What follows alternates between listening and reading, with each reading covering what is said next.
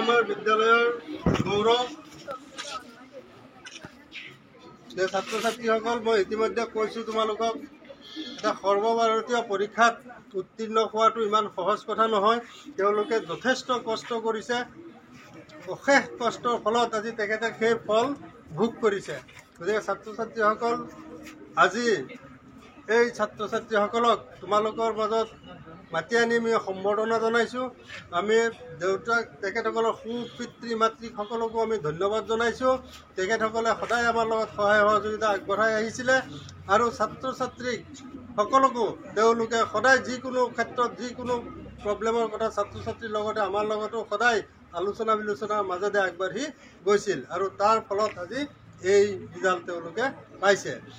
গতিকে এই চেগতে মই আমাৰ ছাত্ৰ ছাত্ৰীৰ কৃতি ছাত্ৰ ছাত্ৰীক আমাৰ জুনিয়ৰসকলৰ উদ্দেশ্যে যদি এষাৰ ক'ব বিচাৰে, যে এষাৰ ক'বৰ কাৰণে আমাৰ দৰ্শন এষাৰ যদি ক'ব বিচাৰে, আমাৰ কি ক'বি ল'ৰা ছোৱালী? আমাৰ প্ৰথমতে সকলো শিক্ষক শিক্ষয়িত্ৰীবৃন্দক মই আজান শংকৰ বিদ্যাপীঠত ধন্যবাদ জনাব বিচাৰিছোঁ আমাক এনেকুৱা এটা অপৰচুনিটি দিয়াৰ কাৰণে। যিহেতু মই আছিলোঁ ক'ভিড বেটছত, যিটো 2021 বেটছ আছিল, ক্লাছ 10 বেটছ। তেতিয়া তথাপিও তেনেকুৱা সময়তো আমাৰ যথেষ্ট ভালকৈ ইয়াত পঢ়োৱা হৈছিলে আৰু আমাৰ বেটছৰ পৰা বহুতো ভাল ষ্টুডেণ্টছে বহুতো ভাল মাৰ্কছ পাইছিলে। চ' মই আল্টিমেটলি সকলোকে এটাই কথা ক'ব বিচাৰোঁ যে যোনে যিটোৱে এইম কৰি আছা, জাষ্ট সেইটোত কনচিষ্টেণ্টলি ফ'কাছ হৈ থাকা আৰু পঢ়ি থাকা। ধন্যবাদ।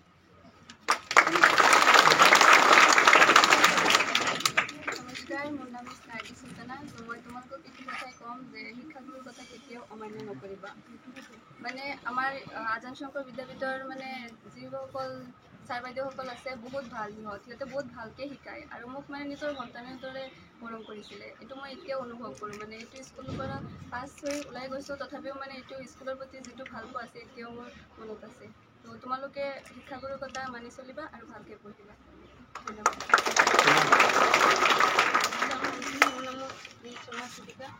মই ক'ব বিচাৰোঁ যে ভালকৈ পঢ়িব, ফ'কাছ থাকিব পঢ়াৰ প্ৰতি, ছ'চিয়েল মিডিয়াত বেছি ইনভলভ নাথাকিবা, স্পেচিয়েলি ইনষ্টাত যাতে ৰিলছ চাই মানে টাইম ৱেষ্ট নকৰা বা ডেটা চাই টাইম ৱেষ্ট নকৰা, মাইণ্ড ডাইভাৰ্ট নকৰা, পঢ়াত মন দিবা। ধন্যবাদ থাকিল। নিশ্চয় তোমালোকে গম পাইছা, ছ'চিয়েল মিডিয়াৰ পৰা অলপ আঁতৰি থাকিব দিছে, ফ'কাছটো ষ্টাডিত সদায় ফ'কাছটো ৰাখিব দিছে, নিজৰ এইমৰ প্ৰতি সদায় ফ'কাছ ৰাখিব দিছে। নিজৰ এটা এইম, এটা ভিজন থাকিব লাগিব। সেই ভিজনত ফ'কাছ কৰি তুমি আগবাঢ়ি যোৱা, নিশ্চয় তুমি পাৰিবা। ঠিক আছে, ধন্যবাদ। পাৰিবা সকলোৱে? তোমালোকেও পাৰিবা। প্ৰত্যেকৰে সেই এবিলিটিটো আছে। প্ৰত্যেকে তোমালোকে এটা গ'লটো ঠিক কৰি আগবাঢ়ি যোৱা, তোমালোকেও পাবা। কাৰণ এই যিটো পৰীক্ষা, নীট সৰ্বভাৰতীয় পৰীক্ষা, সেইটো বৰ্তমান ভাৰতবৰ্ষৰ আটাইতকৈ টান পৰীক্ষাৰ ভিতৰত নীট পৰীক্ষাও এটা। গতিকে এই পৰীক্ষাটো ক্ৰেক কৰাটো ইমান সহজ কথা নহয়। তোমাৰ 24 আৱাৰ্ছ ফ'কাছ এই তাতে থাকিব লাগিব, ষ্টাডিৰ ফালে তোমাৰ ফ'কাছ থাকিব লাগিব, তেহে তুমি পাৰিবা।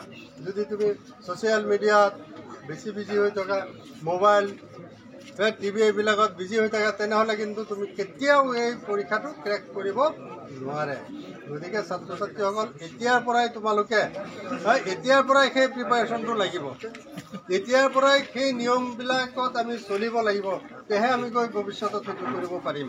তুমি যদি ভাবা যে এতিয়া এনেকৈ যাওঁ, হায়াৰ ছেকেণ্ডেৰী পাছ কৰাৰ পিছত আমি এইবিলাক কৰিম, নহ'ব। এতিয়াৰ পৰাই তুমি প্ৰিপেয়াৰ হৈ যাব লাগিব। তুমি এতিয়াৰ পৰাই প্ৰিপেয়াৰ, ক্লাছ 8-9ৰ পৰাই প্ৰিপেয়াৰ হোৱাৰ সময়। কাৰণ যি সময় আহিছে, এই যে মাৰ্কছবিলাক ল'ৰা ছোৱালী লাহে লাহে বাঢ়ি আছে, কম্পিটিশ্যন বাঢ়ি আছে, ইমান কম্পিটিশ্যন বাঢ়িছে। যোৱা বছৰ হয়তো জেনেৰেল আমাৰ 546 পাই গৈছিলে, 546। যোৱা বছৰ আমাৰ 546 জেনেৰেলত ছিট পাইছিলে। এইবাৰ 600 ছিট পায় নে নাপায় সন্দেহ আছে। 600 মাৰ্কত ছিট পায় নে নাপায় সন্দেহ আছে। গতিকে কম্পিটিশ্যনটো ইমান বেছি বাঢ়ি গৈ আছে, গতিকে তাত তুমি তিষ্ঠি থাকিবলৈ হ'লে সদায় নিজৰ ভিজনটো নিজৰ লক্ষ্যটো ঠিক কৰি লোৱা। নিজৰ লক্ষ্য ঠিক কৰি সেই লক্ষ্যত উপনীত হ'বলৈ হ'লে তুমি কেনেকৈ আগবাঢ়ি যাব লাগিব সেই কথাখিনি থিৰাং কৰি পিতৃ মাতৃ আৰু শিক্ষকসকলক গাইড হিচাপে লৈ সিহঁতৰ পৰামৰ্শ মতে আগবাঢ়ি যোৱা, তোমাৰ সফলতাও অনিবাৰ্য। ঠিক আছে? অ'কে। আমাৰ এই বছৰ সুমা চিদ্দিকাই 660 নম্বৰ পাইছে। ৰোশন 644 720ৰ পৰা 644 আৰু নাৰ্গিছ 626 পাইছে। গতিকে 720ৰ পৰা 600 নম্বৰৰ ওপৰত পোৱাটো ইমান সহজ কথা নহয়, 3 ঘণ্টাৰ ভিতৰত 3 ঘণ্টাৰ ভিতৰত 150 কুৱেশ্যন থাকে নেকি?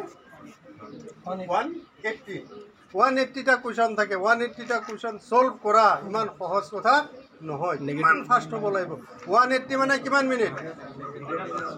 180 মাৰ্কছ মানে 180 কেই মিনিট হ'ব? 60 মিনিট। 180 মিনিটত 3 ঘণ্টা হয়নে? 180 মিনিটত 3 ঘণ্টা হয়নে?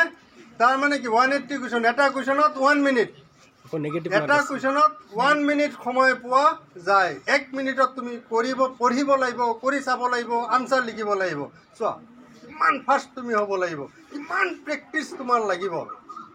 গতিকে আমি এতিয়াৰ পৰা সেই প্ৰেক্টিচ, লিখাৰ প্ৰেক্টিচটো এতিয়াৰ পৰা কৰাটো অতি প্ৰয়োজন। যি শিকা খুব লিখা আৰু হাতৰ স্পীড খুব ৰাখিব লাগিব, তেহে তুমি এনেকুৱা ধৰণৰ পৰীক্ষাবিলাক ক্ৰেক কৰিব পাৰিবা।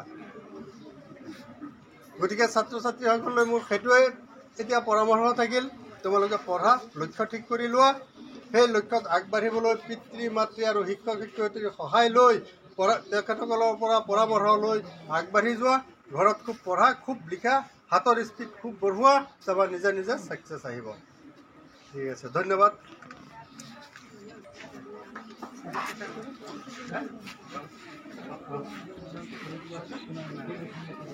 ঠিক কৰি লোৱা যে হয় আমিও পাৰিম এনেকুৱা ধৰণৰ পৰীক্ষাবিলাক ক্ৰেক কৰিবৰ কাৰণে, পাছ কৰিবৰ কাৰণে। আমাৰ বাইদেউসকলে 600ৰ ওপৰত পাইছে, আমি 700ৰ ওপৰত পাম। এই বছৰ 600ৰ ওপৰত পাইছে, আমি 700ৰ ওপৰত পাম। সেই মনোভাৱ লৈ আগবাঢ়ি যোৱা আৰু পাবা, পায়ো আছে। কিন্তু সেইটো কি লাগে? নিজৰ মনটো স্থিৰ কৰি ল'ব লাগিব। এইটো স্থিৰ কৰি জুনুন তুমি বনাই লোৱা, যদি তোমাৰ এটাই এম বনাই লোৱা, যদি তাৰ বাহিৰে তুমি একোৱে দেখা নোপোৱা, you will success in your life. Okay, গতিকে সকলোকে মই ধন্যবাদ জনালোঁ। তোমালোকে অলপ সময় ৰ'দত কষ্ট কৰি থিয় হৈ থকাৰ কাৰণে। গতিকে এতিয়া লাহে লাহে সকলোৱে ওলাই যোৱা, কোনেও হুলস্থুল নকৰিবা। আৰু এই চেগতে মই আমাৰ এই কৃতি ছাত্ৰ ছাত্ৰীৰ অভিভাৱকসকলকো মই ধন্যবাদ জ্ঞাপন কৰিছোঁ। তেওঁলোকে আমাৰ আমন্ত্ৰণ ৰক্ষা কৰি আমাৰ মাজত আহিছে। আমি তেওঁলোককো বহুত বহুত ধন্যবাদ জ্ঞাপন কৰিছোঁ। ধন্যবাদ। ছাত্ৰ ছাত্ৰীসকল, তোমালোক